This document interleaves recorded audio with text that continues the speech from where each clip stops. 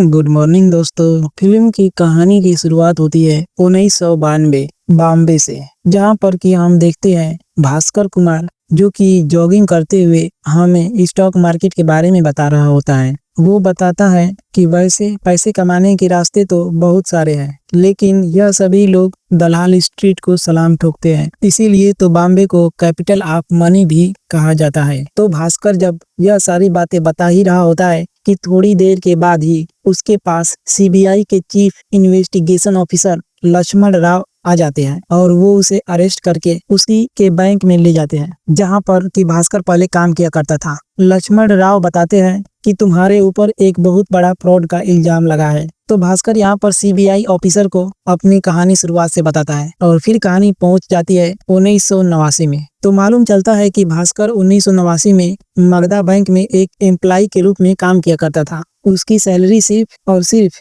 6,000 थी, लेकिन फिर भी भास्कर अपना काम ईमानदारी से किया करता था और पिछले 3 साल से उसे बेस्ट एम्प्लॉय का अवार्ड भी दिया जा रहा था। तो भास्कर का बैंक आते ही सबसे पहला काम यह है कि वह नारायण सर के साथ मिलकर बल्ट में जाए और वहां से पैसे निकाल कर लाए। दरअसल में भास्कर एक कैशियर होता है, इसीलिए वो सारा पैसा उसी के पास रहता है। बाद में जो पैसा बच जाता है वह नारायण सर के साथ वापस जाकर वो पैसा वापस भी रख देता है। साथ ही हमें भास्कर के एक और धंधे के बारे में मालूम चलता है। भास्कर की बैंक के सामने ही एक कैफे है। जब उसकी बैंक की ड्यूटी खत्म हो जाती है तब वो वहां जाता है और वहां कुछ जरूरतमंदों की मदद करता है, जिसमें उसे कुछ बैंक के फॉर्म वगैरह भरने होते हैं, लेकिन इसके बदले में उसे पैसे भी मिलते थे। यह काम भास्कर अपने बेस्ट फ्रेंड सांबा के साथ किया करता था। एक बात और, भास्कर जरूर बैंक में था, लेकिन उसकी सैलरी सिर्फ 6,000 ही थी। इसके बावजूद उसने अपने पूरे मोहल्ले से पैसे उधार लेकर रखे थे,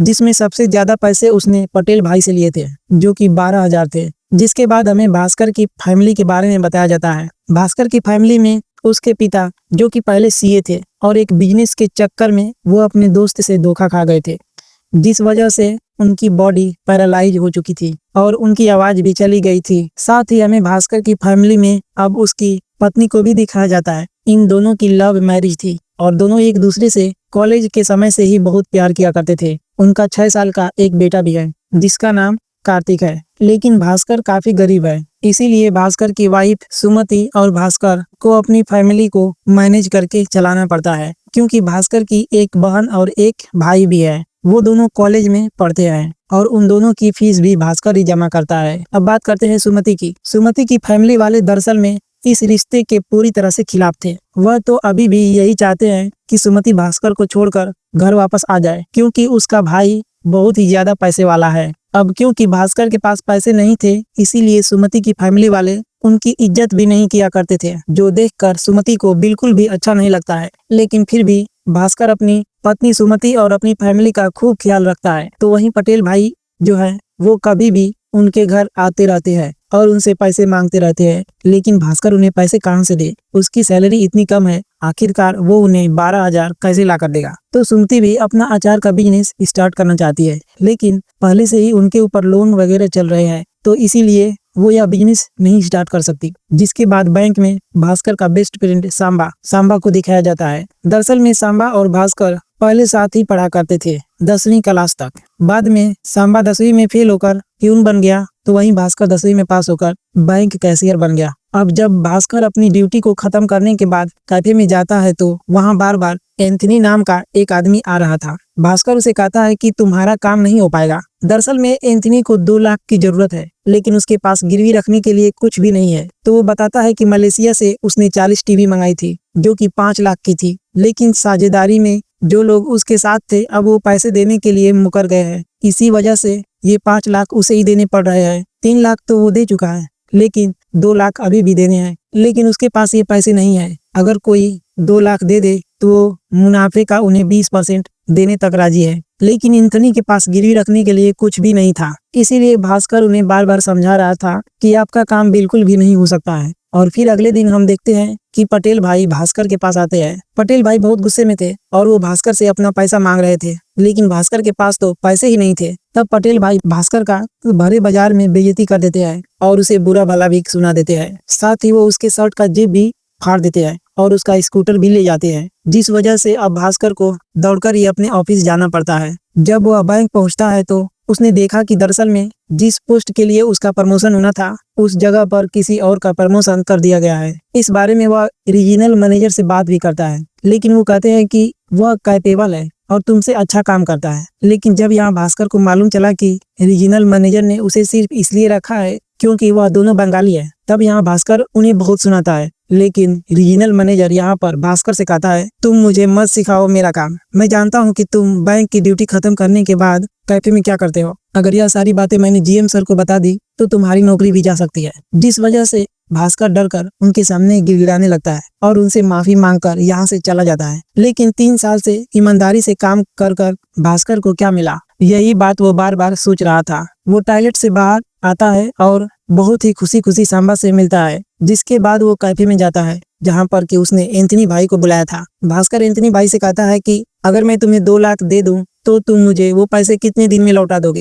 एंथनी फिर बताता है कि आज शुक्रवार है और मैं तुम्हें वो संडे तक लौटा सकता हूँ और साथ ही मैं तुम्हें 20% भी दूंगा। यह सुनने के बाद भास्कर यहाँ पर एंथनी से कहता है कि जाओ अपना माल बचा लो, और वो उनके हाथ में 2 लाख दे देता है। दरअसल में आज जो माल एंथनी को चाहिए था, अगर वो उसे नहीं मिलता तो आज के बाद उसे कभी मिलने भी नहीं वाला था। तो एंथनी के साथ सांबा भी जाता है और भास्कर जो है वो अपने घर चला जाता है। और फिर रात होते ही भास्कर के घर पर एंथनी और सांबा आ जाते हैं। उसने तो संडे तक को पैसे देने को कहा था, लेकिन एंथनी भाई तो फ्राइडे की रात को ही भास्कर के पास आ गए थे पैसे लेकर। वो उसे उनका हिस्सा दे देते हैं और बाकी सारा पैसा अपने पास रख लेते हैं। इसी तरह भास्कर के साथ एंथनी काम करने लगता है। दरअसल में एंथनी भाई मलेशिया से टीवी नहीं मंगाया करते थे, बल्कि वो तो स्पेयर पार्ट्स मंगाया करते थे, जो कि उन्हें 40,000 की सिर्फ 10,000 में पड़ती थी, जिस वजह से उन्हें बहुत फायदा होता था। तो भास्कर उनके साथ काम करने लगा था। वो बल्ट से ढेर सारे पैसे निकालता और बाद में जब काम हो जाता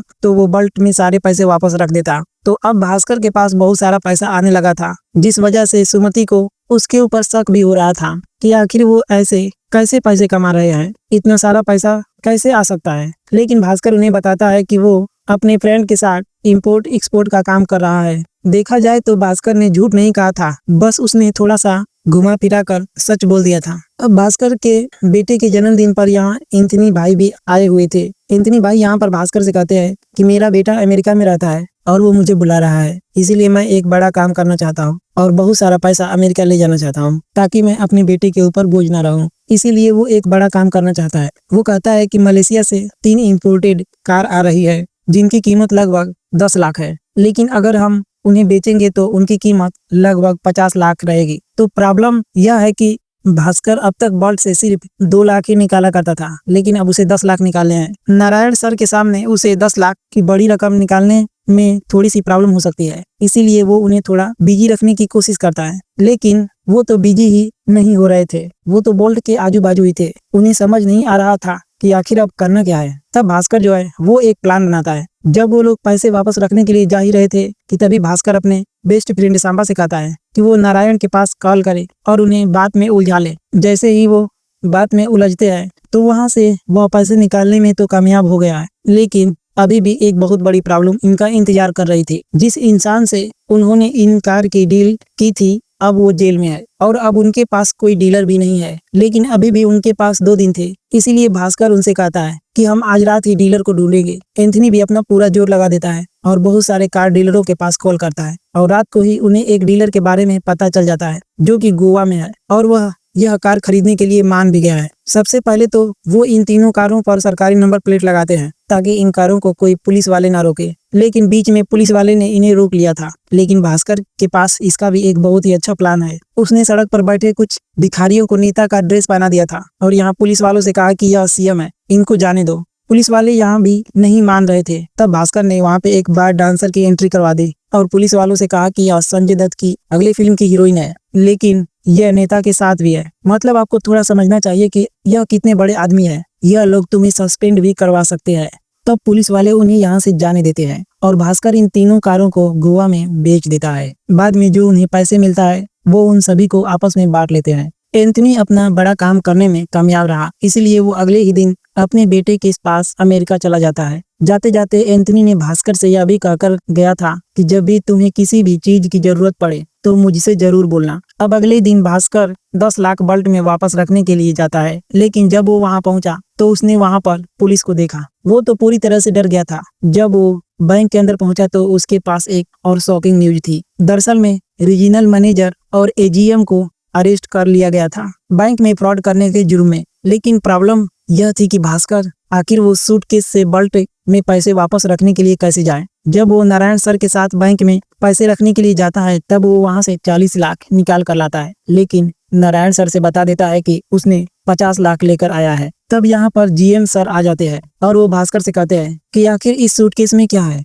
भास्कर कहता है कि वो अपने गाँव गया हुआ था और जब वो वापस लौटा तो घर नहीं जा पाया और डायरेक्ट यहीं पर आ गया। तब उसे सूटकेस खोल कर दिखाने के लिए कहा जाता है और साथ ही यहाँ नारायण राव से कहा जाता है कि तुम पैसे की गिनती करो। जब नारायण ने पैसे की गिनती की तो वो पूरे 50 लाख निकले और उसके सूटकेस में सिर्फ कपड़े थे, उसमें कोई भी पैसा नहीं था। दरअसल में यहाँ पर भास्कर ने पहले ही सारा सेटअप कर दिया था। जब वो सूटकेस लेकर यहाँ पर आया था तब उसने सारे पैसे निकाल कर अपने टेबल पर ही एक बकेट में रख दिया था और जब नारायण ने गिनती की तो वो 40 लाख निकाले थे, लेकिन बाजू में ही एक बकेट में 10 लाख भी रखे हुए थे। नारायण उन्हें भी गिन लेता है और पूरे 50 लाख हो जाते हैं, जिससे कि भास्कर यहाँ पर बाल बाल बचता है। अब उसके पास 5 लाख हो गए थे, लेकिन वो अगले ही दिन चले जाते हैं। पता चलता है कि अगर भास्कर का भाई अमेरिका में इंजीनियरिंग करता है तो उसे वहीं पर नौकरी लग सकती है और उसकी मंथली सैलरी होगी 60,000। इसीलिए भास्कर उसे वो पैसे दे देता है और वो अमेरिका पढ़ने के लिए चला जाता है। अगले दिन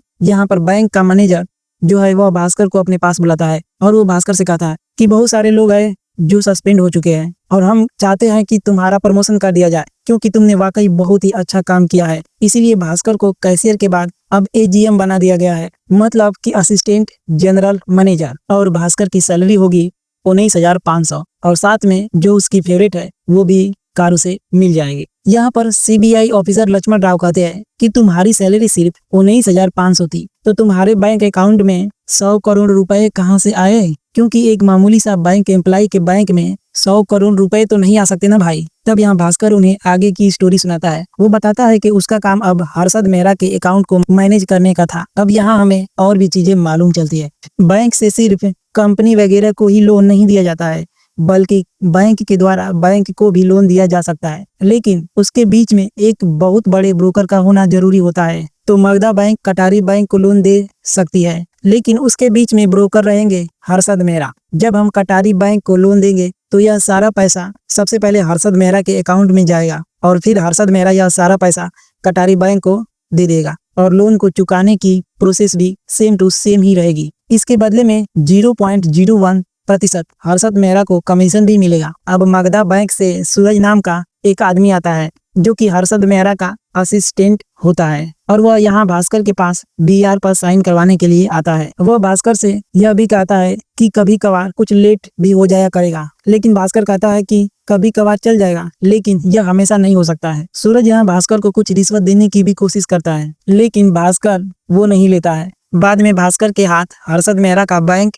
स्टेटमेंट लग जाता है। उसे मालूम चलता है कि हर्षद मेहरा के पास बहुत पैसा है और उसके करोड़ों में ट्रांजैक्शन है। भास्कर को समझ नहीं आ रहा था कि हर्षद मेहरा इतना सारा लोन लेता है तो आखिर वो इतने पैसे का करवाता क्या है। जिसके बाद वो दलाल स्ट्रीट में पहुंचता है और मालूम चलता है कि हर्षद मेहरा यह सारा पैसा स्टॉक मार्केट में लगाता है। हर्षद के पास एक बहुत बड़ी टीम थी। जब कोई शेयर कम होता है तो अपनी टीम से कहकर वो सारे के सारे शेयर खरीद लेता है और जब उसकी वैल्यू बहुत बढ़ जाती है तो वह अपनी टीम को कहता है कि सारे शेयर को बेच दो, जिससे कि उसे बहुत सारा फायदा होता है और फिर वो कटारी बैंक के द्वारा मगधा बैंक को लोन भी चुका देता है। सारा फंडा भास्कर बहुत अच्छे से समझ चुका था, इसीलिए फिर से एक दिन सूरज के साथ उसकी डील होती है और सूरज उसे कहता है कि हम आपका बहुत ख्याल रखेंगे। तो यहाँ भास्कर उनसे कहता है कि मेरी 2 शर्तें हैं। जो भी पैसा आप लेंगे उसमें से मुझे 1% चाहिए और दूसरी बात, आप जो भी शेयर खरीदेंगे उससे पहले मुझे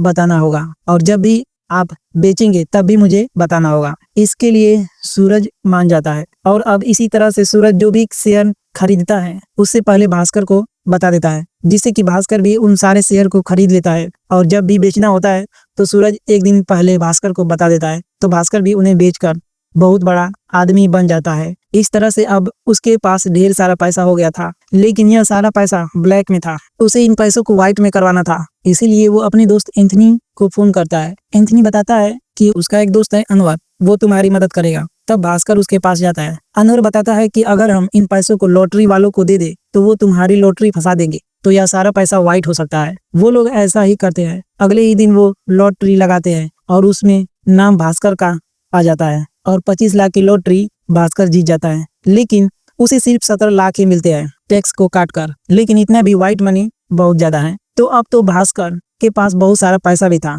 उसके पास इतना पैसा था कि वो तो पूरी की पूरी शॉप को खरीद लेता है। वो अपनी बहन की शादी भी बहुत धूमधाम से कराता है और अब तो उसने एक बहुत ही महंगी कार भी ले ली थी। अपने एरिया का सबसे बड़ा आदमी बन चुका था और जो काम सुमति स्टार्ट करना चाहती थी, मतलब कि अचार का बिजनेस, उसे भी वो स्टार्ट करवा दिया था। साथ ही पटेल भाई जो कि उसे पहले तंग किया करते थे, भास्कर उसे भी मजा चखा देता है। यह चीज सुमति देख लेती है क्योंकि वो किसी से ठीक ढंग से बात ही नहीं किया करता था। उसके पास सिर्फ पैसा था, लेकिन यहाँ सुमति ने अपना पुराना वाला भास्कर खो दिया था। कुछ दिन बाद भास्कर के पास कटारी बैंक के मैनेजर आता है। दरअसल में वो यहाँ पर एक लॉकर खुलवाना चाहता है। इसके लिए भास्कर कहता है कि आपको आने की क्या जरूरत थी, आप बस मुझे एक फोन कर देते। तभी कटारी बैंक के मैनेजर की नजर पड़ती है कटारी बैंक के बीआर पर। उन्हें देखकर वह हैरान रह जाता है। वो कहता है कि हर्षद मेहरा ने उन्हें धोखा दिया है। वह सिर्फ 1 से 2 करोड़ के बैंक रिसिप्ट पर ही साइन किया करता था, लेकिन यहाँ पता चल रहा है कि हर्षद मेहरा ने कटारी बैंक के नकली कागज बनाकर मगधा बैंक से